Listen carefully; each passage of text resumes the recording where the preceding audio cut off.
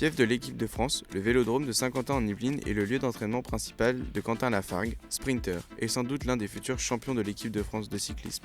Du haut de ses 26 ans et de son 1m83 m, Quentin est déjà médaillé à plusieurs reprises aux mondiaux de 2015 et de 2016. Il est aussi champion d'Europe du kilomètre 2016. Pour obtenir d'excellents résultats, les coureurs possèdent des vélos particuliers, réglés au millimètre. C'est un vélo à pignon fixe, il n'y a donc pas de frein et c'est un vélo qui est en carbone sur lequel à chaque fois que les pédales tournent, la roue arrière tourne. Il y a un seul braquet utilisé sur le vélo, on n'a pas la possibilité de changer de vitesse comme sur n'importe quel vélo de ville.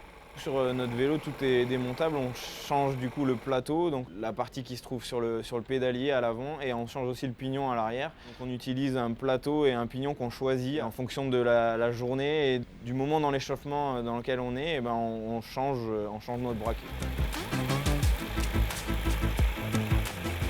Pour atteindre les meilleures performances, les coureurs doivent avoir une hygiène de vie irréprochable. On est des sportifs de haut niveau, donc voilà, on est suivi sur le plan nutritionnel avec des diététiciens et des nutritionnistes. Donc on a, en fonction de chacun, un régime particulier à suivre. On accentue peut-être au niveau des protéines quand on est dans des gros cycles de musculation et peut-être un peu plus sur les féculents quand on arrive en compétition. Sur la piste, il existe deux familles de disciplines, l'endurance et le sprint. Ces deux catégories se pratiquent soit en équipe, soit individuellement. Pour concourir dans ces catégories, un entraînement intense et quotidien est indispensable.